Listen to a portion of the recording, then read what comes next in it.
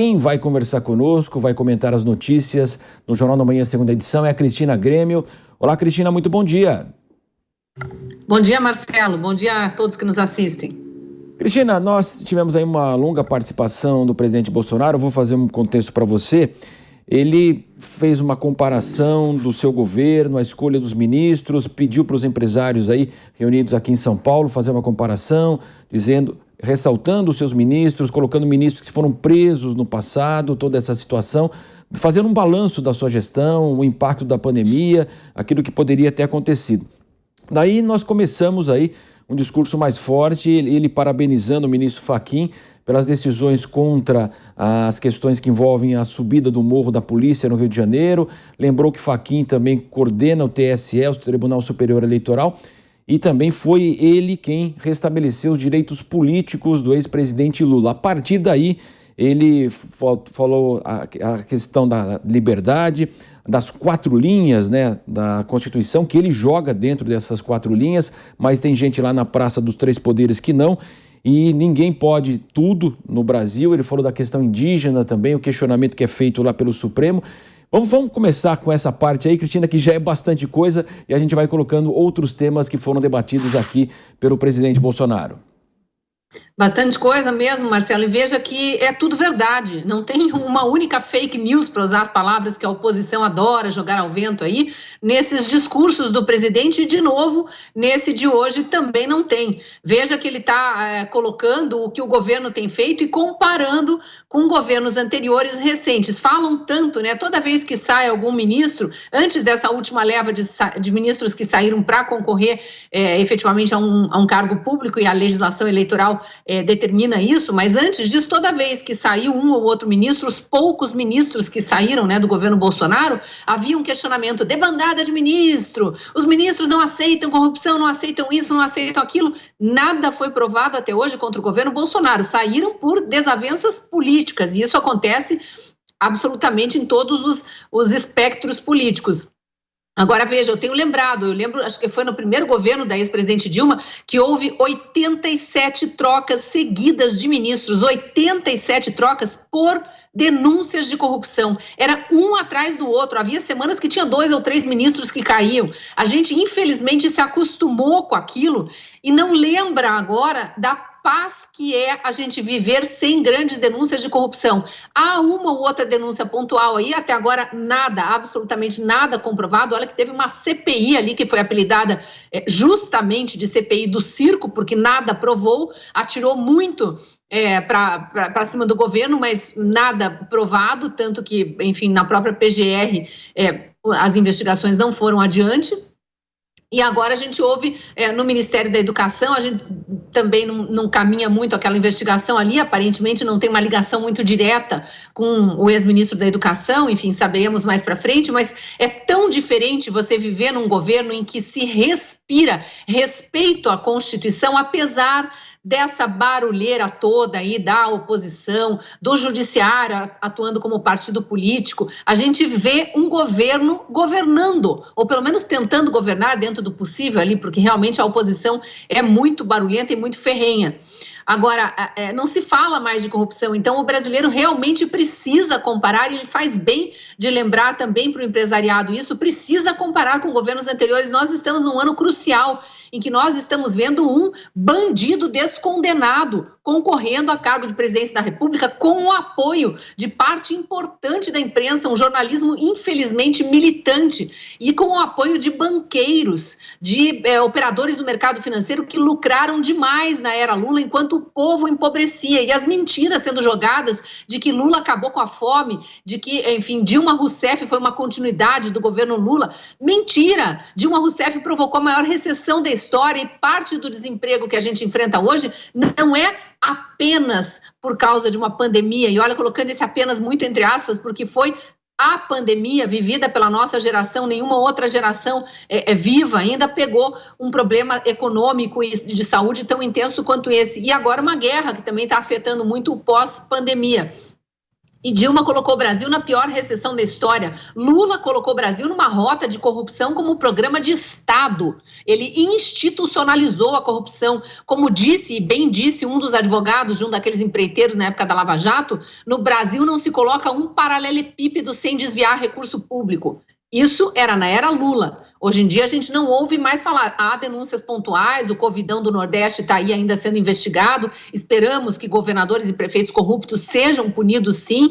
Empresários também que aderiram a essa onda de corrupção em cima da saúde. Mas a gente não ouve. Então o presidente faz bem de colocar tudo isso para que os empresários reflitam. Nesse momento, especialmente, em que pesquisas muito suspeitas andam dando aí 400% de intenção de voto para qualquer outro, para fazer a brincadeira que o Fiuza sempre faz aqui, em vez de olhar para as ruas e ver o que acontece com o brasileiro que está realmente querendo respirar esses ares de respeito à Constituição que a gente vê no governo federal atual. Outro tema que foi bastante polêmico, a questão das urnas eletrônicas, né? O não passou na Câmara aquela questão do voto auditável. Ele chegou a dizer que Aécio ganhou a eleição e ele ganhou no primeiro turno, o presidente Bolsonaro, e ele falou assim, agora vão caçar o meu registro. E lembrou que Fachin tirou o Lula da cadeia e hoje é o presidente do Tribunal Superior Eleitoral. Ele falou que não tem medo nenhum de eleição, mas falou de sinais que podem acontecer aqui no continente, podem acontecer com o Brasil. E ele falou uma questão que foi, Deus botou a mão no Brasil com a sua eleição, Cristina. Eu não sei se ele estava querendo dizer exatamente com a sua eleição, mas com essa oportunidade de experimentarmos um governo técnico. A gente viu os ministérios aí ocupados por ministros da área, por pessoas que entendem o que estão fazendo e não mais políticos como era no passado. Uma bagunça, gente que não entendia nada de Minas e Energia, assumindo o Ministério das Minas e Energia e fazendo ali conchavos com Petrobras, Eletrobras, gente que não entendia nada, absolutamente nada de educação, colocando os maiores absurdos, as maiores aberrações aí para os alunos brasileiros terem que se confrontar em sala de aula. E a mesma coisa na área de saúde, na área de trabalho, em todas as outras áreas. Agora a gente viu, eu lembro que a piada inicial do governo Bolsonaro era um médico no Ministério da Saúde, um engenheiro à frente do Ministério da Infraestrutura que vai cuidar de obras, um professor à frente do Ministério da Educação. Critiquem o quanto quiserem os nomes que passaram por esse ou aquele ministério, mas eram pessoas técnicas. E agora, de novo, né, quando saiu essa leva recente de ministros, quem que assumiu? Fizeram maior polêmica, agora vai entregar para o Centrão, vai ter conchavo com não sei quem, porque ainda estão acostumados com aquela mentalidade lulista de comprar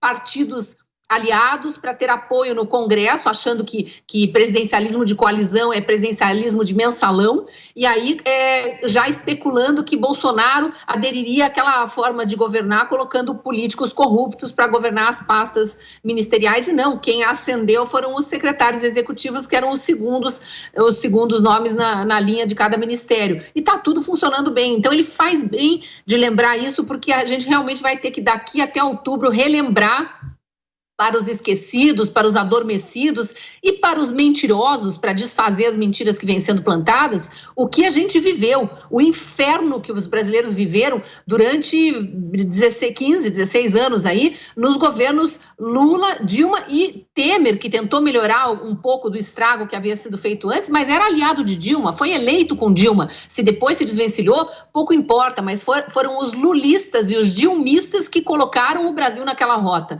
E esses continuam gritando Lula livre, Lula é Deus, enfim, e ignoram tudo que Lula fez de mal para o país. É importante, o presidente Bolsonaro também trouxe uma questão aqui que você não mencionou, Marcelo, mas faço questão de mencionar, que é a não investigação de alguns detalhes relativos a Adélio Bispo. Ele volta a falar do atentado que ele sofreu, ele fala, inclusive, que ele mencionava antes de sofrer o atentado sobre uma possível tentativa de homicídio, porque provavelmente já tinha informações da sua segurança acerca de ameaças que rondavam, e ele fala o seguinte, ele lembra, e isso é importantíssimo, alguém dentro do Congresso Nacional tentou criar um álibi para Adélio Bispo. Adélio estava em Juiz de Fora, com uma faca na mão, esperando para esfaquear o presidente Bolsonaro na tentativa de matá-lo e assim tirar da corrida eleitoral, da corrida presidencial, e alguém estava em Brasília, entrando na Câmara Federal para visitar sabe Deus qual gabinete, com uma documentação, talvez até falsa, não se sabe, ou uma documentação verdadeira do próprio Adélio, mas informando ser Adélio Bispo. Cadê a investigação acerca disso? O presidente tem razão. Qualquer um que sofra uma tentativa de homicídio quer saber por que tentaram me matar e quem mandou me matarem, porque quem tentou matar, a gente já sabe, é Adélio Bispo, e foi a única elucidação desse caso aí. Então é importante ele trazer isso à tona quando o outro candidato, o descondenado, o bandido, condenado em 3 instâncias, e eu continuo chamando de bandido porque ele não foi inocentado, ele foi beneficiado por manobras de juízes amigos nomeados pelo seu governo, pelo governo da sua sucessora, e que andam tomando atitudes muito inconstitucionais, e os vários juristas renomados do país dizendo isso há anos. Ele foi descondenado, mas jamais inocentado. O fato de terem mudado o CEP da investigação, tirado de Curitiba, jogado para Brasília, e aí o juiz de Brasília, que recebeu todos aqueles processos para dar início a uma nova investigação, olhou os prazos estipulados por lei e viu que não haveria tempo de começar uma nova Lava Jato em Brasília e, portanto, arquivou. Nada disso quer dizer que Lula seja inocente. O bandido está aí, está de volta à cena política por manobras, e parte da população que não dormiu o sono encantado aí das narrativas da esquerda está muito preocupada, sim, com o nosso sistema eleitoral e com tudo que está acontecendo no Brasil.